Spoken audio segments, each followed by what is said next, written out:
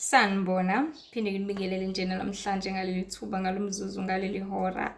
Bantu baNkulunkulu kuhlezi kuyimnandi emangalisayo enkulu intokozo ukuthi sihlangane ngezindaba ezimnandi ezinkulu zikaBaba ohlala ekhaya ezulwini ngoba uJehova uyasithanda, uyasibekela, uyasindisa, uyasiqinisa, uyasihlenga, usenzela konke.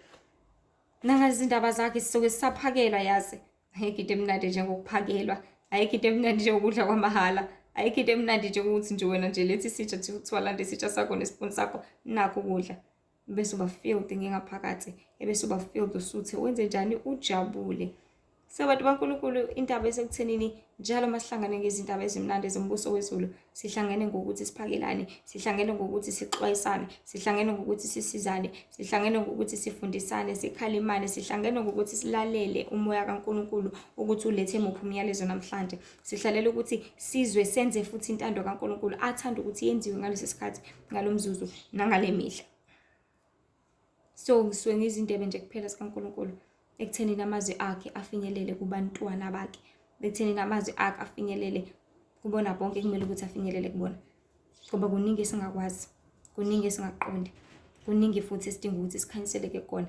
So whoever has the light, umsebenzi wakho ukuthi ayithathe lo light ayishayinise bright bese ikhanyisela bonke abantu, not ukuthi ayithathe le light lakhe bese ifaka ngaphansi kwetafula izokhanyisela abantu.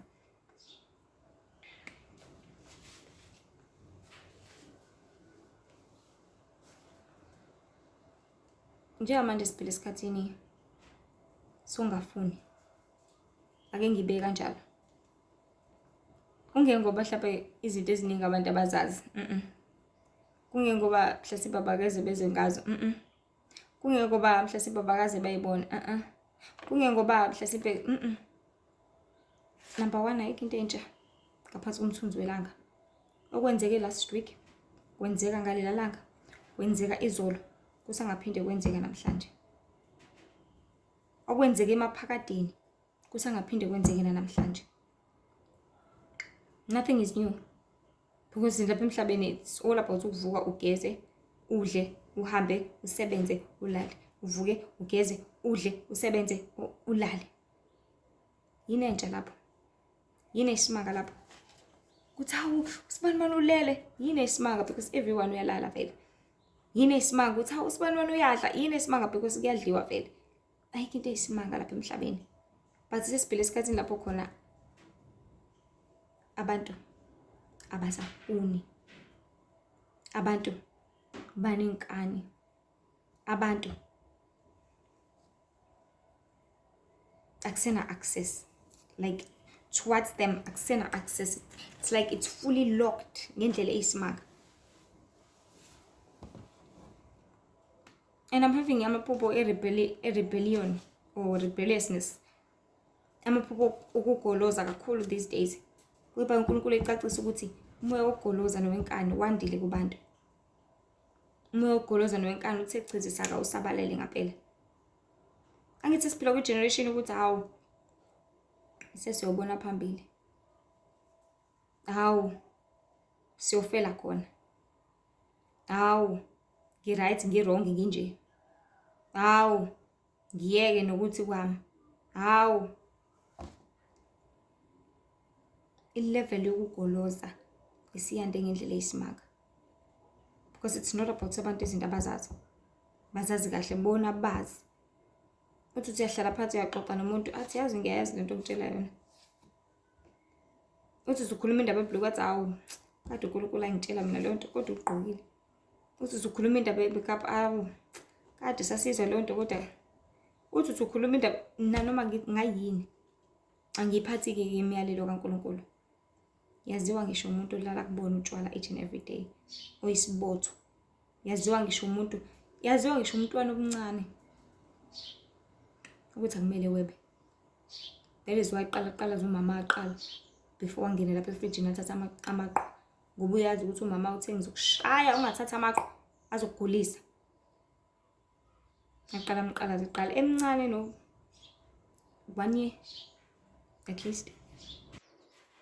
So manje siphila esikhathini lapho khona abantu abasafuni, abantu banenkani, abantu bayagolozwa, abantu kuningi. Yathi kusizwe konke lokho ngoba uzigolozela wena. lenkanyaka izoshaya ilimaze wena.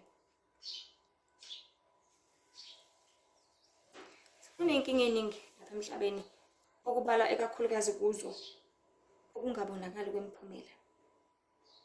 Uma ngikhuluma kanjena ngikhuluma ngamazwi ahleze eshiya abantu abaningi ukuthi awukade ngangikhuleka kodwa ngiphenduleki, awukade ngangizama kodwa namanje akakaphenduleki.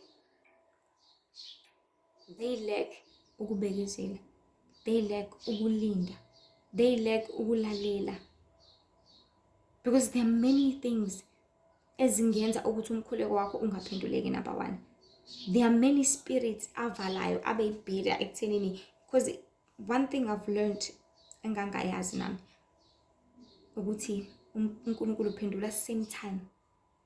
That is why kwizithunywa zakhe ekwazi ukuthi umuntu mebuza umbuzo edlinzela ukuthi Nkosi engabe ukuthi kungani kukanje iresponse ifike manje, because umthandazo uya straight same time uNkulunkulu phinde iphendule ibuye same time. But if ungasondelana noNkulunkulu, ungazikhandli, ungayenzi intando yakhe, guess what? There are many spirits akumbozile wena, embozo ukuthi ungalinge nje waphenduleka. Wena nje qhubeka nje ube kule umbrella libe luyibambile kanje noma singasanithi. Usuyibambisa ukuthi awusekuyashisa ke manje libe lubambana nale umbrella. Isitha sikuhlalise kamnandi khona. Ulibe luzuthi kuwarm, ulibe luzuthi awuthintwa yilutho kanti ugejwe ikona konke. So in as much as you can cry uNkulunkulu, uyacela. But because there's this umbrella full of spirit, akubloke nje ukuthi umkhulu yakhe iphenduleke. Uthi noma uzama uzila ukudla, ukhanda usho ukuthi ekuzileni kwakho uyiqedi kwayona le fasting, usheshe ugive up, ushawe isiyezi, ushawe ikhanda, ushawe inzululwane, ushawe yona yonke into. Uzothi izofa phela. Bese ku ngalo ndlela sobe sinqobile, sizobe siqedile ngawe. So sibhekana naleyo nkinga ungabonakali kwemiphumela, ungabonakali kwezinto eziphathekayo kubantu abaningi abanokholo okuncane. And kungabonakali kwemiphumela le abasuke befisa befuna ukuyibona ngaleso sikhathi, ikona okubenza badembesele, ikona okubenza babuyele emuva. We are in a very big trouble bantu baNkulunkulu yokungafuni ukuthi izinto eziningi uphinde uzame. uNkulunkulu ade etshala nje kakhulu enhlizweni yami ekseni le ndaba ukuthi abantu they don't understand ukuthi since sisempini it's all about ukuzama. Ushone khona ulwe uhlasele, but uma ubona ukuthi ushayekile, washayeka ngale sandla lasangala saka left, bese ulethe saka right, ngale nkathi usalethe saka right sobe siphola le saka left. Akusho ukuthi mase ushayeka saka right ayisungahlala phansi ngoba usuyilethe zombili, cha. Kubiza ukuthi mase usushaya ngaka right phinde futhi ubuyise left again, ngoba uzobe phola right, phinde futhi kanjalo uyoze ufikele ogodini. Whatever plan nendlela obukade usebenza ngayo, kade uwenza ngayo ekuthenini ulwe kulempi, phinde futhi uzame ngaleyo ndlela. Asisebenziseni sona iskill sobumnyama. Remember iskill sobumnyama ukuthi isiphi? Usebenzisa into ayibonayo ukuthi okay, leyo buthakathaka bakho. Mhlawumbe nobuthakathaka bani? Botwala or something angathi. Njalo mefuna ukushaya uzokushaya ngabo. Let's say unobuthakathaka wena uhlezi unqoba ngomkhuleko. Bazothanda kakhulu izingane zakho. Uyazi ukuthi njalo neschedule sokuthi ngo-12 ngiyakhuleka njalo.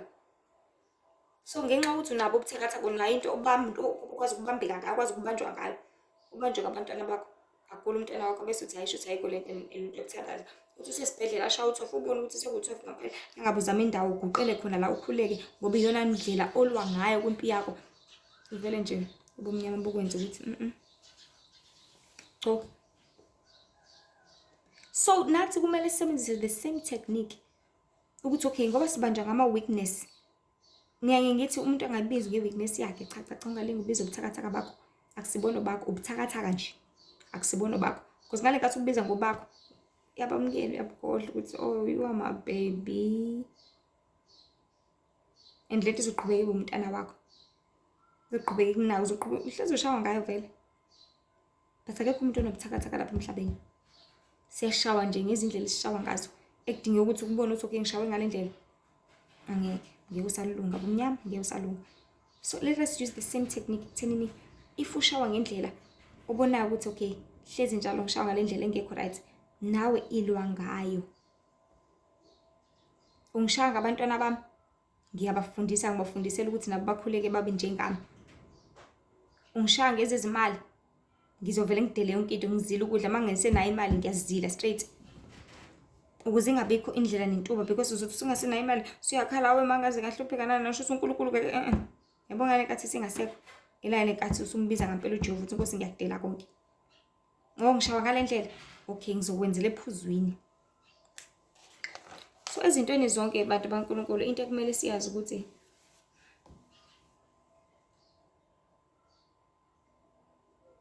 ayikho into ethabisa nesondeza umzali womntwana ngaphezulu kokulalela. Ayikho into ejabulisa umzali njengomntwana omlalelayo wema. Uthi noma ehamba edolobheni abuka ukuthi lezi cathuli ngathi zomlingana uboy. Uboy azithuleka yazi uboy izolo uvele nje wangilethela itiye hayi labo phaqa ngiyamthengela ngeke. Ayikho into ethabisa umzali nje ukuhlonishwa. Esitolo ngicela ukuthi unike. Uzombuza ukuthi ma udingani, ngakwenzelani ma, ngakusiza ngani. Methi uyapheka umcela ukuqhobisa ma. Methi uthi but manje ayikho into ethokozisa umzali nje ukuthotshelwa. Konke akushoyo umlaleli. Ngisho wrong umthobela uthi ma ngiyakuzwa kodwa uma ngazi ukuthi wenza iphutha ngale ndlela nangale ndlela nangale ndlela. Ayikho into ethokozisa umzali njengokwesatshwa. Mina I don't know but I think ngikhule esikhathini lapho khona obaba more especially babesatshwa. Ukuthi hawu baba lapha yakacela awu ngeke ngangena kanjani lapha. Qala ukubuza abangani ukuthi khona baba koqala. Makhona baba hayi asingenike. But manje sebeyizinto nje. Bafana nezinje ikhonkotha ayigcikeni ikhonkothe kodwa ingalungi.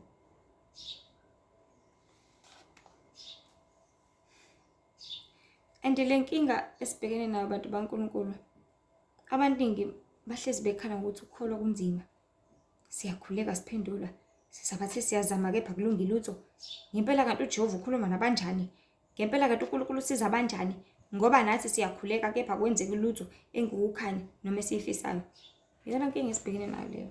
Yona nhlekelele esibhekene nayo. So kuyiqiniso abantu baNkulunkulu engephikisa ukuthi abantu bamdinga uNkulunkulu. Ngisho bengayitshela bengaphaphinya kangakanani abebhizi nomsebenzi athi baseholile akakhiphe ngisho 10 aqala ikhiphe aqala ethenge athi yamdinga uNkulunkulu uzomkhumbula one way or the other. Because ilahleke indaba mase kumele bamthande uNkulunkulu ngengqondo zabo zonke, ngenhliziyo zabo zonke, ngemphefumulo ilahleka lapho. Bamdinga impela uNkulunkulu bamlangazela futhi bafisa ukubona umbuso wezulu but ngomthanda ingqondo yami yonke ingqondo yami ngisafuna ukucabanga nje imali. Safuna ukucabanga umndeni, safuna ukucabanga izinto, safuna ukucabanga zonke izinto. Inhliziyo yami nje ngiyibeka intombi yami, ngiyibeka umyeni wami, kwifiance yami, ngiyibeka kwisoka lami. Bezayiphuka kangaka. Amandla ami ngithanda uJehova amandla ami ngamenzela nje uNkulunkulu hayi bayikho into yenzela uNkulunkulu. Amandla ami ngihambe ngiyosebenza mina ngixova udaka nani kugqilaze. Ubuye ekhaya usakwazi nokukhuleka. Because amandla akho wena wasebenzisela ukuthanda uJehova. Angiphathi kuyo umphefumulo ungamthanda uNkulunkulu ngomphefumulo wakho uzothumbeka kalula kanjalo. Ulahleka ingqondo yakho wenza umathanda.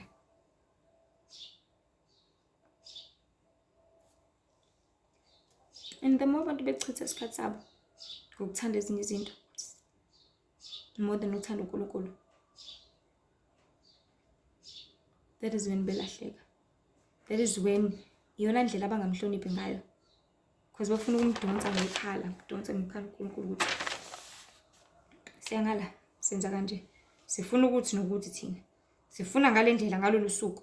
Sifuna ngalesikhathi uma bethanda futhi. Lento ngifuna abafuni ukuthi uNkulunkulu enze ngendlela yakhe. Ngesikhathi sakhe nangomzuzu wakhe. They don't want to wait. Abana patience, abana kubekezela, ufuna ukumtshela uNkulunkulu ukuthi lalela. Sokukhonza ngendlela yethu. Sokukhonza thina ngeSabatha. Sokukhonza thina ngesonto. Sokukhonza thina masithanda. Ngizokhuleka ngimile mina kanti kunani? Ngizokhuleka ngilele mina kanti kunani? Kanti umuntu hayi into ekhulumayo umuntu ayinalutho ayinankinga. Hawu mina ngizodla ukuthi ngidla noma yini vele nje umuntu akufaka emlomeni akungcolisa kumethi. Spiritually konakele kuwena. Yaphutha. And this words ayingikhethe ukuthi labantu abanendaba nalutho ukwenzela inkosi. Oluye enkosini. Ngaleyo ndlela abantu abakanjalo uJehova uyakaqhele kubo. Because ayikho into angayenza umlaleli awumthobeli uzokwenza njani? Awumhloniphi? Uzokwenza njani? Nasemshadweni izimshado ibhidli kangaka. Mangathotshelwana ngalalelwana ngahlonishwana oyedwa uzathi ayikho lento. Ngamosha amalobolo ami, ngamosha inkomo zami. Athi umuntu ngazizela amahala lapha ekhaya if indoda iyenza kanjena. So ngaleyo ndlela abantu abanjalo uJehova uyaqhela kubo ngoba batshengisa ukungamfuni. Bese beba nomona. Bese bebona laba abamfunayo belibele bekhalaza. And isihloko sethu bantu baNkulunkulu sithi masiqikelele ukwenza intando kaNkulunkulu ngoba siyayazi. More especially makholwa. uJehova uyanifuna makholwa ngoba nina nemazi kahle. Nina nazi feeling yokubhabhadiswa, nazi feeling yokuthandwa, nazi feeling yobumnandi bokudumisa, nazi yonke into nikuphi makholwa. Nizilahlephi. Umyalezo engivuye nawo nje namuhla ukuthi abantu bayazi intando kaNkulunkulu. And I once had the dream kuona lo nyaka omunye ubhudi nje ngitshela ukuthi it's like ngangimfundele lesithi ukuthi ukhuleka ukuzila athi hayi ngiyazi lento. Elibele ethi ngiyakwazi. Kasi ngathi pho kwenza ingane wathula. So abantu bayazi intando kaNkulunkulu but abayenzi masibomu. Bayakwazi konke kumele bakwenze. Nekumele bangakwenzi. Ngoba umthetho la enhlizweni zethu. Angiphathi into omuse wayiqala wahluleka. Waphinde wazama umbuzo uthi yini esikuvimba manje ukuthi uphinde futhi wezame. Ngoba kumele sikwazi ukuthi sisempini bantu baNkulunkulu. Icabange lento. Uma usempini uzofika ushawa like I was saying ushawa ka left. Phinde uzoshawa ka right. Ubonile ukuthi ushawa ka right ushawe ngale ndlela. Yini ekwenza ungazami futhi ukuthi okay ake ngizame ukuvika ngale ndlela. Ake ngizame because libele khamba nje same journey libele khamba ngendlela eyodwa. Yonke into libele iphinde yaphinde lapha emhlabeni. Angithi kuthiwa umhlaba uyagunquza. Nathi impilo yethu kanjalo same thing. Ilanga liyaphuma lishone, liphume lishone, liphuma endaweni eyodwa. Now every day uyageza, every day uyadla, every day uyalala. It's the same thing over and over again. Yini ezokwenza ushintshe nje manje? Yini ezokwenza ungazami futhi? Because indaba engokuphenduka. Siyashawa sonke imihla namalanga. Siyona sonke imihla namalanga. But indaba enokuphenduka. Ukuthi Yesu uwonile. Turn back. Buyela kumdali wakho, buyela kuNkulunkulu. Buyela kuyena wenze kangcono kunayizolo, kunakuthangi, kunalasimanta. Kwami wafela emanyaleni. So phenduka, uphinde uvike futhi ngehawu lakho. Uma uthe wavika lapho wageja ubone ukuthi oh anikathi ngivike kanje akakwazanga ukuthi angishaya kwazanga ukuthi angithole uthi ngihlezi ngifika kanje. You won't know kodwa ukuthi mhlawumbe usazoqhubeka gadlela naye usezogadla ngala because uyabona ukuthi usuvikile ngala. Phinda futhi uvike nangala. Uyabona usephinda wagadla nangala phinda futhi uqale kanjalo.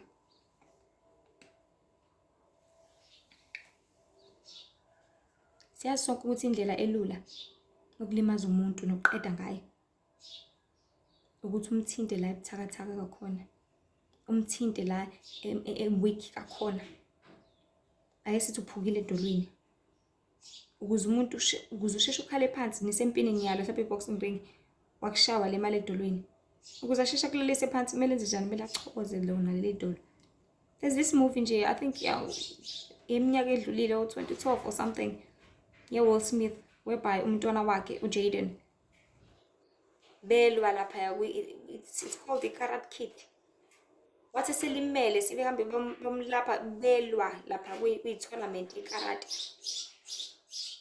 Bamtshela lo umphathi noma what these people babizwa ngokuthi bayini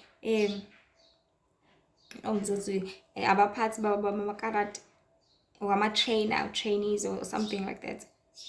Wamtshela wathi choboza lapha edolweni because wayesexhuka ngithi wayesemlimaza edolweni.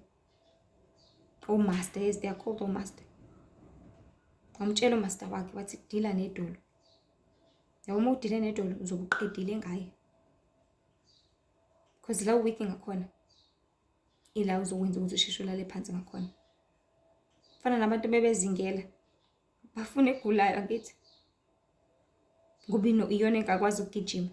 So le gulayo ebuthaka itholakala kalula. So nawe if uzoba nento ezothi ingobuthakathaka bakho khona indlela okwazi ukushayeka ngayo ushayeke. Guess what? Isitho sohlezi kushaya ngaleyo ndlela. Sohlezi kunqoba ngalo lo hlobo. Uhlezi unqoba ngesoka lakho ukuthi kumele afeba wena uzokhala lizofeba njalo. Mase kumele kusuke ukuthula nje kuwena.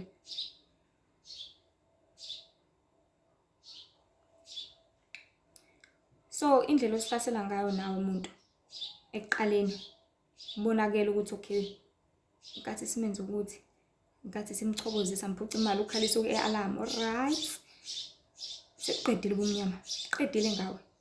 Sebiyazi ukuthi buzohlezi bukulisa ngaleyo ndlela futhi biyazi ukuthi buzobukunqobile. Intando kaNkulunkulu isobala abantu baNkulunkulu ukulalela uJehova. Uma seke waba nobudlelwane nenkosi wayilalela wakholwa wadumisa uthi noma kuvuma noma kungavumi mhlawumbe uthi there's an experience la khona akuvumi yazi but ufast and then mase ubona ukuthi ngifastile ngiba namandla kangaka uhlulwa yini ukuthi ulube luqhubeka ukwenza ukuthi mase kuphinde futhi uzwa ngavumi kuphinde ubuyele kwi-fasting uzwe ukuthi yaza kukhulekeke ebusuku but indlela ukuthi ngikwazi ukuthi ngikhuleke ukuthi ngivele ngalala at all qhubeka futhi ungalali. Do not give up ukuthi ngoba akusakhulekeka akusavukeke ebusuku sengivele ngishaya ubuthongo sengivele ngilale bese uyayilalela ke nawe ulale ngoba uzobanjwa ngabo ubuthongo lobo ngaso sonke isikhathi. But kubiza ukuthi uzame ufune uplan B ukuthi okay ngoba nayo indlela engenze ngayo eqaleni angiphinde ngizame yona futhi. Nayo indlela engilwe ngayo angiphinde ngizame futhi. Yini pho yenza ungasakwenzi umuntu kaNkulunkulu lokwadi ukwenza uzoba usizo. Mawubona ukuthi uyahlaseleka wena usuqhubeka uyahlala usuqhubeka uyalala awusafuni. Why ungayibuyisela egiyeni? Ngoba nempela asikho isikhathi sokulala lana abantu baNkulunkulu, asikho. I repeat, asikho. Esokunethezeka asikaze saba khona. Kepha ukulwa phezu kokulwa, impi phezu kwempi, ummese phezu kommese, amaqhupha phezu kwamaqhupha, umkhonto phezu komkhonto, omunye phezu komunye, impi njalo up until you die. Nsuku zonke alikho elamahala. Manje amakholwa abukeka sengazi ukuthi asekhathele ukula. Asevela inikela nje. Asevela afuthi awasayibeka ngisho phansi izikhali zawo. Sebevele bayilahla. Sebavele bakhetha ukukhala, ubumnyama nenjabulo yesikhashana. Bakhetha ubumnyama nako konke sithi okay take it mntanami. Kunenjabulo yesifine. Kumnandi yesifine. Bathi komzuzwana. Ngesikhumbula isithembiso sathembiswa sona. Lokhu komzuzwana. Lokhu kuyadlula. Lokhu kuyaphela. Bathi kaNkulunkulu akupheli kumile ingona phakathi. Kuze umyalelo wesitha kulena 09 engizocela ukuyifunda njengamanje. Uthi nzena noma yini.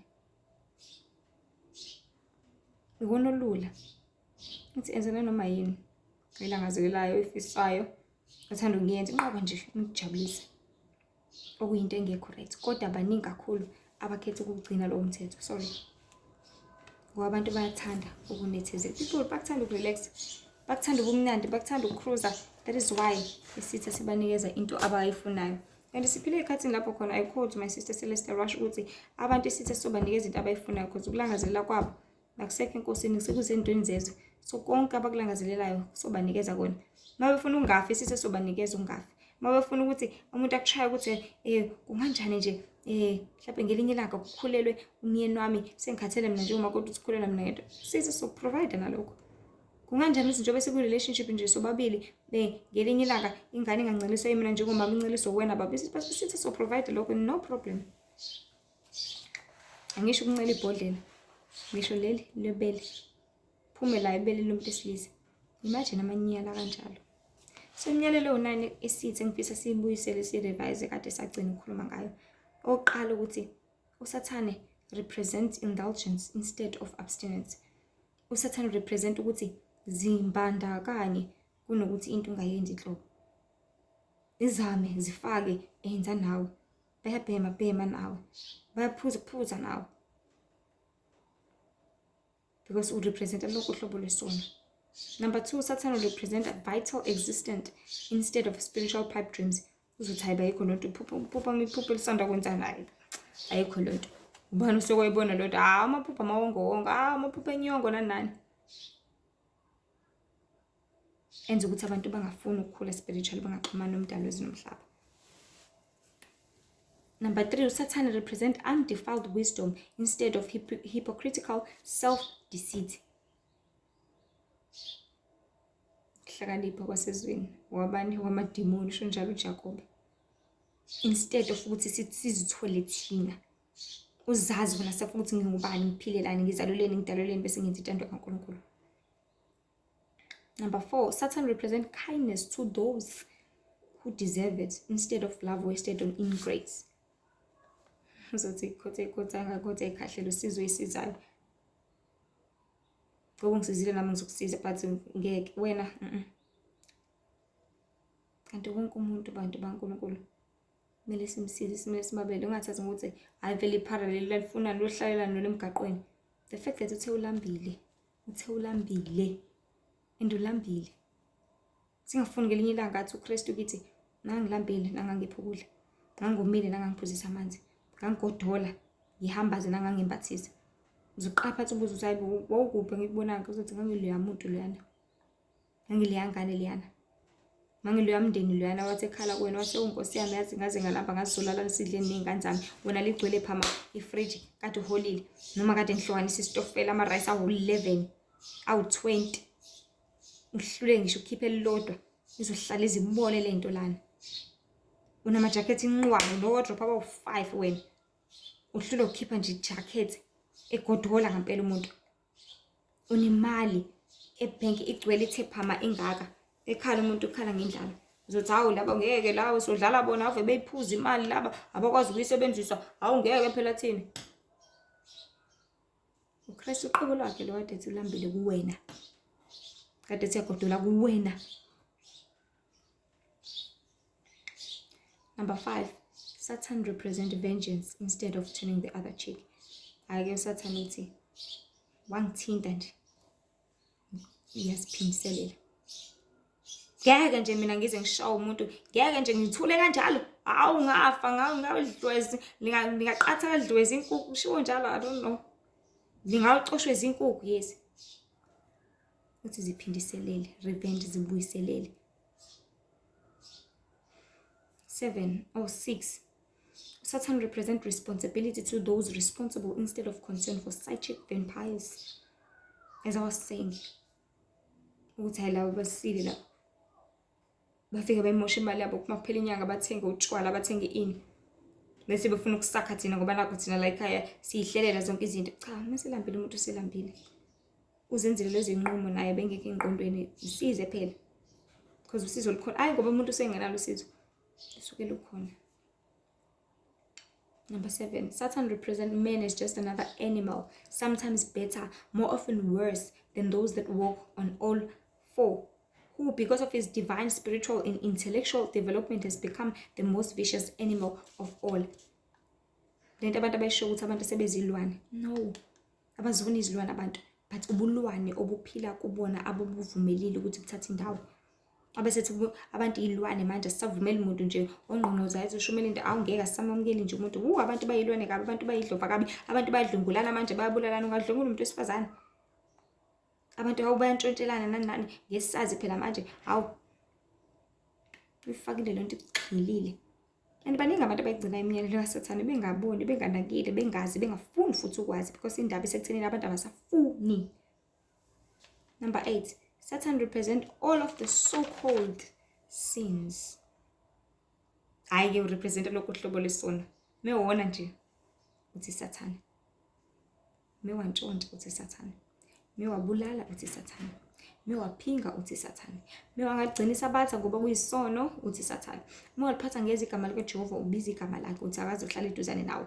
Meke waba nommono ofisa indlu yamakhelwane uyambiza azohlala eduzane nawe khona ezokuhlebela athi ngcono umthakathi. Wafakaza amanga ngomakhelwane wakho wena wenza into ecunula uJehova wenza ukuxabana phakathi kwabantu. Wazikhukhumeza waziphakamisa wena. Wazikhothamela wazikhonza ubiza yena isitha ngoba uzozishutha manje uyasiposta manje ku Instagram bayakushela manje kwenzeka zonke lezi zinto. Maze amanye bazomasturbate ngesithombe sakho because wena uziposte ugqoka into efishana ngithi. Ngamfana lo okubona as a crush uzomasturbate ngesithombe sakho. Usewonile ngenxa yakho isono nawe sihleli kuwena. Ngoba nabanye uNkulunkulu uthi Sathane. Abanye uNkulunkulu odokotela. Abanye uNkulunkulu izinyanga yebo. Abanye uNkulunkulu ukuthembela izinto ezinganikezwanga uJehova uthi Sathane umthetho wakho. So urepresenta lonke uhlobo lwesono that lead to physical, mental or emotional gratification. Lonke uhlobo lesono lezokwenilisa wena. This is it. That is why isitha sithi enza yonke into uthanda ukuyenza. Relax mntanami because vele semhlabeni lapho kubuzwa khona isitha ngithi so sithi mntana sifuna ukwenzani? Ufuna ukudlani? Idla kudla konke. Ufunani? Ufuna ukuphuza konke okuthandayo. Ufunani? Ufuna ukuphila impilo igqoka noma yini? And umyalelo wesine nokugcina. Satan has been the best friend of churches. And he has kept it in business all these years. Uzuyasho ukuthi sonto yangikweleta. Kade ngabe umngani walo. Babhizi badumisa hawu Satan akanamandla nanani bayamkweleta. Why? Because izinto abazenzayo Satan ukhona khona lapha emabandleni. Only in America as I've heard ngingazi kwezinye izindawo. Only in America lapho khona izindawo lapho abantu behlangana bedumisa ibandla leSatanism. And kukhona even bakwazi ukungena ngisho enkantolo banama rights nani. But la say for example la South Africa amabandla iwona impela wakhe Sathane. Akwadingi azozakhela wona because anele lawa khona. Unlike vele lawa vele siwaziyo kama club ama tavern vele ama temple lakhe lawa. But emabandleni uphakathi. Because izinto abazenzayo abantu benza izinto ezirepresenta yena. Ngithi basemabandleni kodwa bayathakathi ba represent isitha. If basemandleni kodwa basabhema ba represent isitha. I once saw kwinkonzo it's like inkonzo enkulu was an event kwelinye lamabandla. Lapho kuyadunyiswa ngaphakathi kuyacula kumnandi kunjeyana abafundisi ngaphandle babhizi bayabhema. And I was like irrespect uNkulunkulu awusalindi nokuthi uzugoduke uzokwenzela la enkonzweni. So izinto abantu abazenzayo bazenzela khona la. And isitha sithi enze noma yini mntanami. So ile umyalelo isitha ewu9. uNkulunkulu ne10 isitha sine9. Sinayo imithetho yaso naso. So mwenze umathanda wenza umyalelo isitha. So ngaleli thuba abantu baNkulunkulu nangalomzuzu nangaleli hora ngifisa sikwazi ukuthi indlela yokuhlengeka ukugcina umthetho. It's as simple as that. uNkulunkulu hleze echaza indlela ukuthi ube protected ukuthi ugcine umthetho. Because abantu abaningi beze beholeleka ekuthenini kade wayikhola for 30 years but akwazi ukuthi ashawe umoya, angenwe umoya wezindlondlo, angenwe umoya wabantu abadala, izangoma nani. It's because abantu abawugcini umthetho. Indaba esegcineni umthetho because uyakuprotecta. Abantu abakhandlekeli ubungcwele, abazihlambululi, abantu abakhulile ngongaphakathi spiritual, babhizi nenyama, bese imoya bashaya khona enyameni. Because only ogcina umthetho, only ongcwele ophelele uNkulunkulu uyaba naye ngaso sonke isikhathi, uyamvikela, uyamhlenga. So uzoshawa ngenxa ukuthi awugcina umthetho. Uzoshawa ngenxa ukuthi wena enkonzweni uyovakasha, uyobuka abanye abantu. Uzoshawela kanye lokho ukuthi ubhizi usaya enkonzweni namanje silima. Hlala la. Uyokwenza lapha enkonzweni. Uzothola iqiniso ubuyela ngala. Ngapha uyigenge wena. So abambambe abantu ukukhola bakubambe besebenza umathanda bese sithi siyabagibela sibashaye. Ngene umoya engafanelekile, ngene ubusathana, ngene noma yini. Ekhuleni esekholwe wakholwa. But because bengawugcina umthetho, bengagcina usuku leSabatha, bengalingcwelisi. Bezenzela umathanda, ubeyiphilela nje bedumisa ukuthanda kwakhe. That is how abantu begcina bengafikelekanga kuzona zonke izinto ezikhona because isezizweni lenyama elibuswa yimimoya.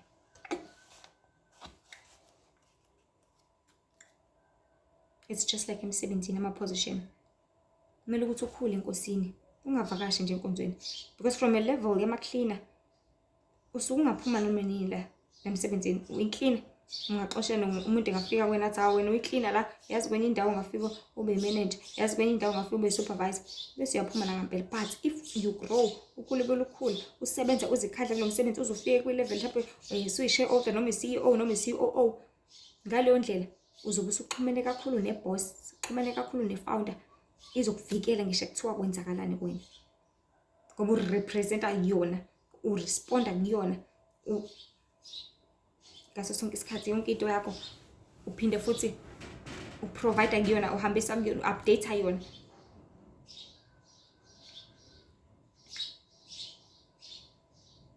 Kuningi abantu abankulunkulu.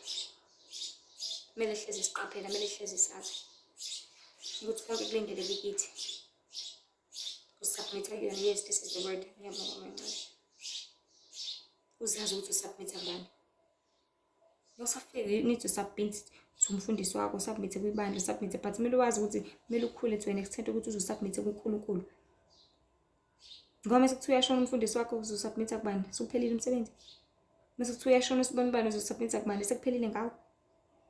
You need to grow to submit to uNkulunkulu ngoba uma usubmit kuyena nizowazana nibe nobudlelwane and nizokubamba ngisho kuthiwa kwenzakalani bafuna ukukhipha kangakanani lo msebenzi bekuluthekise bekulahlekise ngeke bazi bekwazi. But laba ama-cleaner bahlalele indaba laba. Bahlalele noma yini nje bengakhipheka kalula qanjela manje ukuthi uyazi le ndawo kuyaqashwa kanje athi uyafinyelela lapha kanti.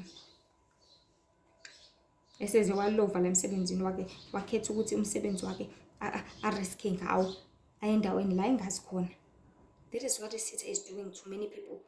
Bamshiya uNkulunkulu sithi hayi buhambe usebenza wena uyinkinga ukuthi wena nani indaba le enenkolo nje nani.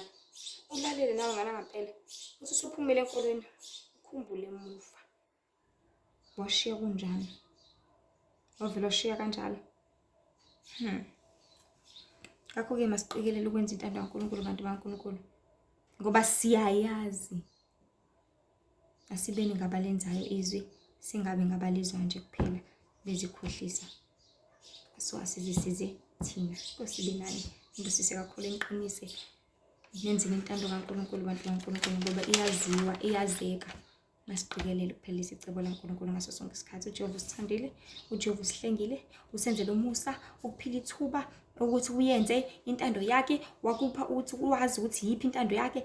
Deuteronomy 10:12 uJehova ufunani kuwe ngaphandle kokumesabe, umkhonze, umhloniphe, umthande ngayonke ingqondo yakho, ngayonke inhliziyo yakho, ngawonke umphefumulo wakho, ngawonke amandla akho, ungabi nenkani, ungabi ngobuyele emuva. Beke uzame futhi ngale ndlela oshawe ngayo uphinda futhi ubuyele. Uphinde uthi okay ungishaye ngala, okay sengiza ngale force. Okay ungishaye ngaphambili, sengiza ngo reverse. Okay ungishaye ekhanda. Kanjalo. Uze uqhuka unjalo. Khona uzonqoba, unganqotshwa. Asikhathaleni manje kuba kwi-losing team. Akuliwe abantu baNkulunkulu sikuyimpi yakwamoya. kuyaliwa each and every day. Nkosi nje bena niqinise kakhulu, nisibekele nipha amandla, niqine nilo, ningakhathali ngadembeseli. Kuhle nazo zonke uNkulunkulu asizonda isono, uNkulunkulu yabuthanda bongcwele. Ezinye inkundla zokuxhumana nje ulihle ithemba ku-TikTok, kuba ulihle ithemba Wendy Mzobe, IE Mzobe ku Instagram, ebese kuba ulihle ithemba Mzobe ku Facebook, lapho khona imibhalo for abantu abasebenzisa ufreemode kanye nama-video 10 minutes clips. Inkosi nani nibusise, sicela ndlulisele nakwabanye bathole ukuphulukiswa neqiniso kaNkulunkulu. Ngelihle namandla egameni likaJesu Kristu manje uzophakade. Amen.